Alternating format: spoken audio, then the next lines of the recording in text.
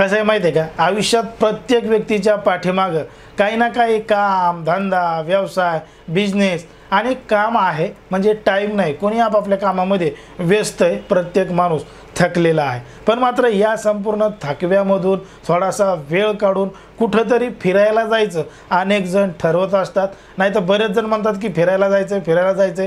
त्यांचं फिरायला जाणं काही होत नाही. दरवर्षी पावसाळा आला की म्हणतात आपण इकडं जाऊ, लोणावळ्याला जाऊ, खंडाळाला जाऊ. हिवाळा आला की म्हणतात तिकडं जाऊ, आणि उन्हाळा आला की म्हणतात गोव्याला जाऊ. पण मात्र बऱ्याच वर्षापासून गोव्याला जायचं आहे, पण गोव्याला जाणं काही होत नाही. तिथला समुद्र किनारा, तिथले पब, तिथल्या पार्ट्या आणि तिथल्या समुद्रामध्ये असणारी जी क्रूज आहे, जहाज आहे, त्याच्यावर घ्यायचा जे आनंद आहे, तिथं जाण्याचं स्वप्न काही पूर्ण होत नाही. मग बरेच जण असे प्रयत्न करत असतात की आता जाऊ, मग जाऊ, तेव्हा जाऊ. पण मात्र काही जणांचं जाणं होत नाही. तर काही जण जाऊन बी येतात, मोकळे होतात आणि इकडे येऊन सगळ्याला फोटो दाखवतात, व्हिडिओ दाखवतात आणि त्यांचे उलट जास्त मन दुखवतात की आम्ही जाऊन बी आलो तरीसुद्धा तुम्हाला तुमचं जाणं झालं नाही. असं आपण मोठ्या प्रमाणात पाहिलेलं आहे. मग आता ज्या पद्धतीनं गोव्यामध्ये ज्यांना जायचं आहे, तिथल्या क्रूजवर आनंद घ्यायचा आहे, पण मात्र जाणं होत नाही, त्यांच्यासाठी एक आनंदाची गोष्ट आहे.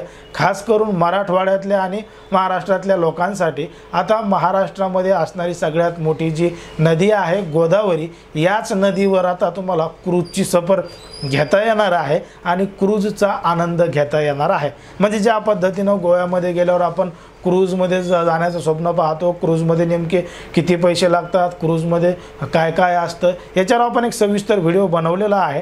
जर तुम्ही तो व्हिडिओ पाहिला नसेल तर आय बटनवर दिलेल्या लिंकवर क्लिक करा आणि तो व्हिडिओसुद्धा पहा. मग तुम्हाला समजेल की क्रूजमध्ये काय काय असतं ते. तर क्रूजवर सगळंच असतं. पब असतं, बार असतं, स्विमिंग पूल असतो, डान्स असतो, कसिना असतो. अशा सगळ्या प्रकारच्या गोष्टी क्रूजवर असतात. आणि क्रूजचं तिकीट काय असतं, कसं असतं, याचेसुद्धा 3-4 टप्पे आपण त्या व्हिडिओमध्ये सांगितलेले आहेत. मग आता हीच क्रूज महाराष्ट्रामध्ये गोदावरी नदीवर सुरू होणार आहे आणि ही योजना महाराष्ट्र सरकारने आणलेली आहे. महाराष्ट्र सरकारने नेमका उद्देश काय आहे ते आपण पाहणार आहोत.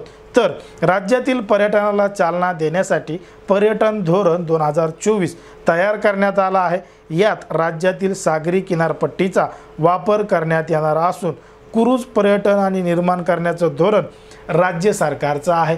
यामध्ये महाराष्ट्रातली जी गोदावरी नदी आहे, त्या गोदावरी नदीवर क्रूज येणार आहे आणि त्यासाठी या नदीचा समावेश करण्यात आलेला आहे. गोदावरी ही नदी महाराष्ट्रातील त्र्यंबकेश्वर येथील ब्रह्मगिरी पर्वतावरून उगम पावते. तर ही नदी पश्चिम बंगालच्या उपसागरामध्ये समाविष्ट होते, म्हणजे तिचा शेवट बंगालच्या उपसागरामध्ये होतो. मग या नदीवर जर क्रूज व्यवस्था सुरू केली तर राज्याला पर्यटनाला चालना मिळेल आणि त्यापासून मोठं उत्पन्न मिळेल, असं सरकारचं धोरण आहे. आता या नदीमध्ये नेमके किती शहरं, किती गावं येतात ते सुद्धा आपल्याला पाहावं लागेल. तर ही नदी जी आहे ती नाशिकमधून उगम पावते, त्यानंतर छत्रपती संभाजीनगर जिल्ह्यात जाते, जालना जाते, नांदेड जाते आणि मग आंध्र प्रदेश मार्गे बंगालच्या उपसागराला मिळते. मग अशा पद्धतीनं जर क्रूज सुरू झाली एवढ्या मोठ्या लांब टप्प्याची, तर नक्कीच महाराष्ट्रातील आणि मराठवाड्यातील बहुतांश लोकांना याचा फायदा होईल. या सागरी सफरीचा आनंद घेता येईल आणि गोव्याला जायचं वाचू शकतं, त्यापेक्षा जास्त आनंद इकडे येऊ शकतो. आता सरकारचं हे धोरण आहे. आता हे खरंच अशा पद्धतीनं धोरण प्रत्यक्षात येईल का, याची अंमलबजावणी होईल का आणि मराठवाड्यासह महाराष्ट्रातील जनतेला याचा आनंद घेता येईल का, हे प्रश्न अजून उत्तरितच आहेत. खरंच अशा पद्धतीनं होऊ शकतं का, गोदावरी नदीवर क्रूज चालू शकते का, तुम्हाला काय वाटतं हे अगदी स्पष्टपणे कमेंटमध्ये सांगा. आणि अशाच पद्धतीचे नवनवीन व्हिडिओ पाहण्यासाठी आपल्या चॅनलला लगेच सबस्क्राईब करून घ्या.